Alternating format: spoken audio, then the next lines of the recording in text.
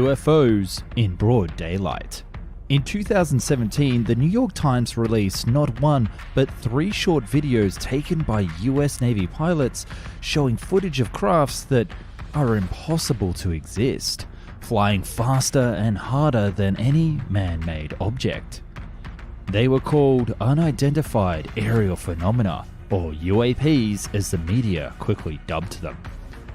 The focus of this video will be on the first of these filmed encounters, which took place in 2004 and was observed by the pilots from the aircraft carrier, the USS Nimitz. An encounter with a craft that was oblong and white in shape, akin to a giant pill or a Tic Tac breath mint, which is why this has become known as the Tic Tac UFO. So what happened out there over the lonely Pacific Ocean in November of 2004? And why is it so darn terrifying?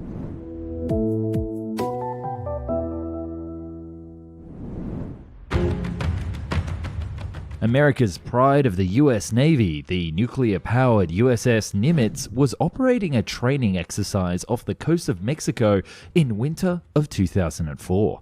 The Nimitz was ordinarily docked at the US Navy base in San Diego, so these maneuvers in the Pacific Ocean were considered pretty much in its own backyard. Its strike group also included the smaller missile cruiser, the USS Princeton, and it's this smaller cruiser that our story begins today. The state-of-the-art ship was testing a new, highly advanced radar, which was picking up several mysterious objects for several days. In fact, the Princeton's radar had tracked well over 100 of these mysterious objects over the course of a week. At first, they thought that their state-of-the-art radar system was bugging out, like static on an untuned radio. But after calibrating the system and even restarting it, these objects appeared even more accurate, and the picture it painted was nothing short of chaos.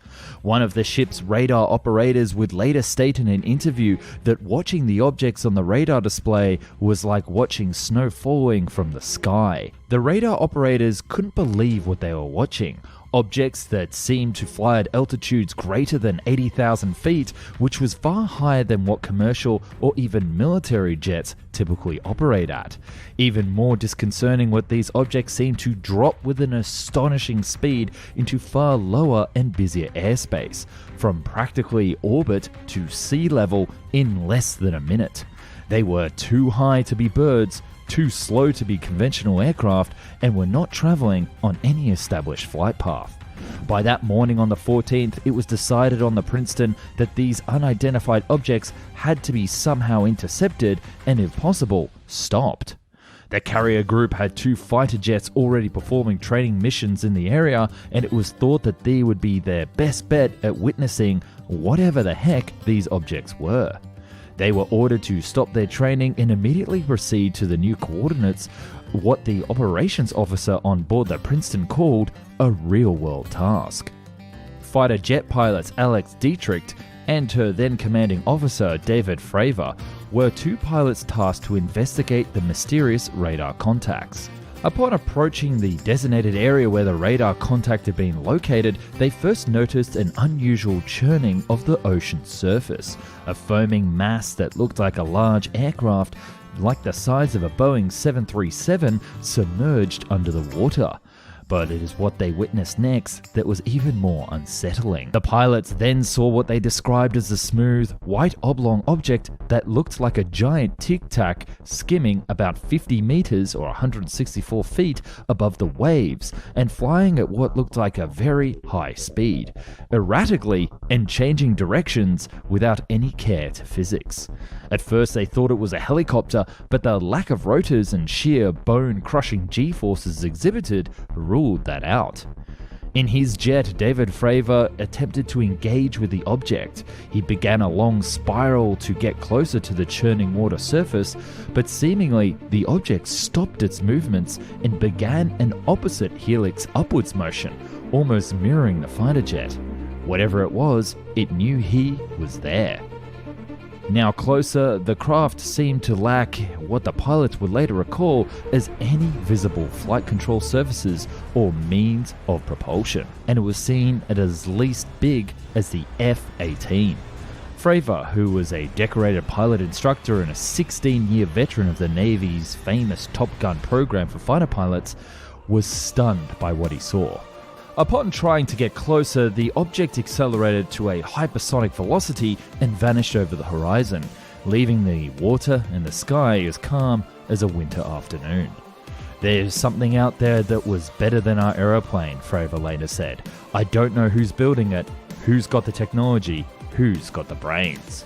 With eyewitness accounts confirming something strange was out there in the Pacific that day, the military decided to equip all the next aircraft to take off with the best cameras the US taxpayers could buy, and with a special request. Hunting season was open. On the next mission, another FA-18 pilot, Chad Underwood, managed to get a radar ping 20 miles away. He couldn't see anything, but he was able to lock onto the target with his advanced targeting forward-looking infrared camera, a high-tech camera that can see way beyond the sight of a human. It was this footage that would be famously designated as FLIR-1. The object being filmed was shown to be a wingless, highly mobile, white and oblong shaped. It was approximately 20 to 25 feet or 7.6 meters in length, with no visible markings on it and no glass windows or any other portals into the craft visible from any angle. It was moving so fast not to create a sonic boom, and apparently no heat trail. Normally, you would see engines emitting a heat plume. This object was not doing that. The video shows a source of heat, but the normal signatures of an exhaust plume were not there. There was no sign of propulsion.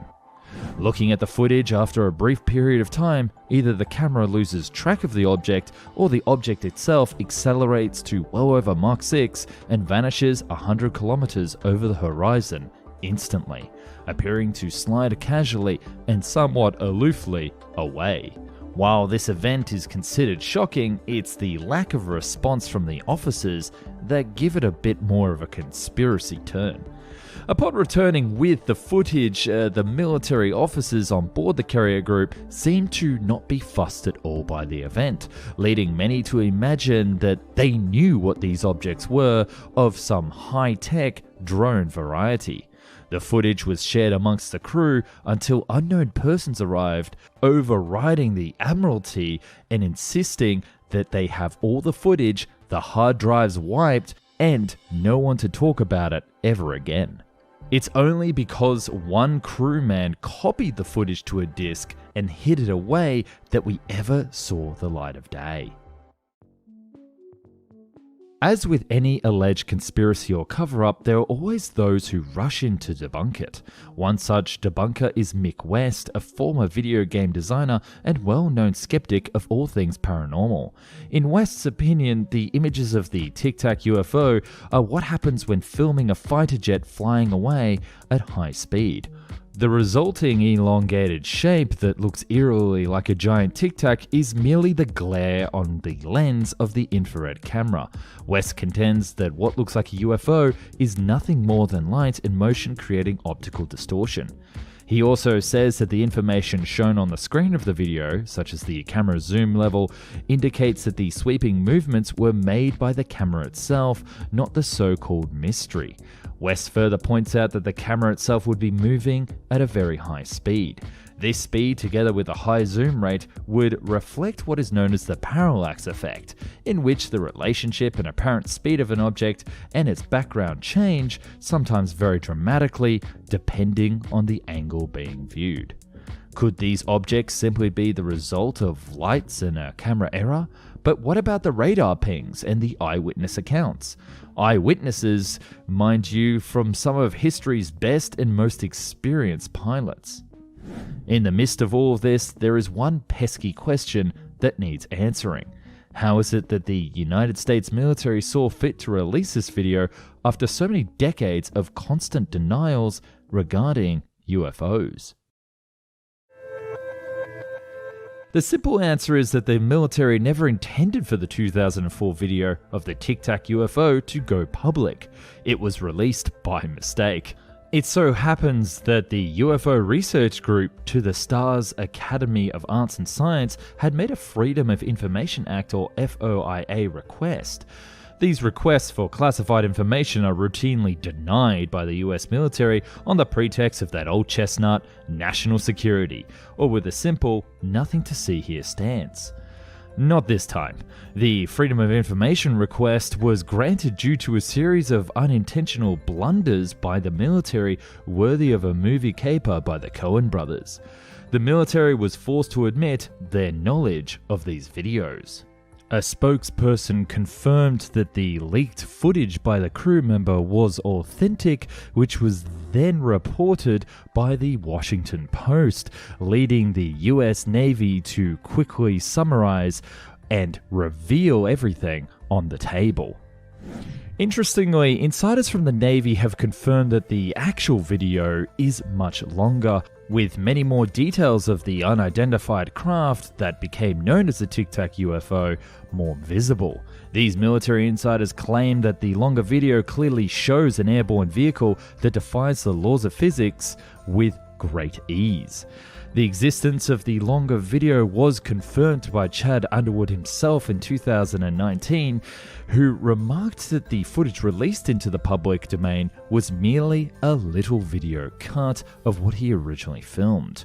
And this would not be the only video released by the US military, but another two from an incident off the coast of Florida years later. But perhaps that's another video for another day, so subscribe if you want to see that one. Obviously, after this event occurred, many other media publications tried to get their hands on more footage or more information. However, all the follow-up Freedom of Information requests were denied, claiming that it would cause exceptional grave damage to the national security of the United States. Once again, the US military has fallen behind on that old chestnut. Be as it may be, the object that Alex Dietrichs and David Fravor saw on that November day in 2004 and what Chad Underwood filmed remains what the United States military insists on calling unidentified. That single word has no doubt opened up a Pandora's box that will probably never close.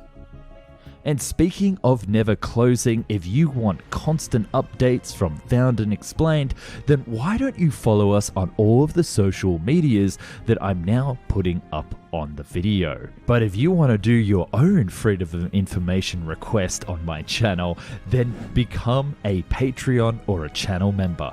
You get to see videos early, speak directly with me, and also suggest your own topics for future videos.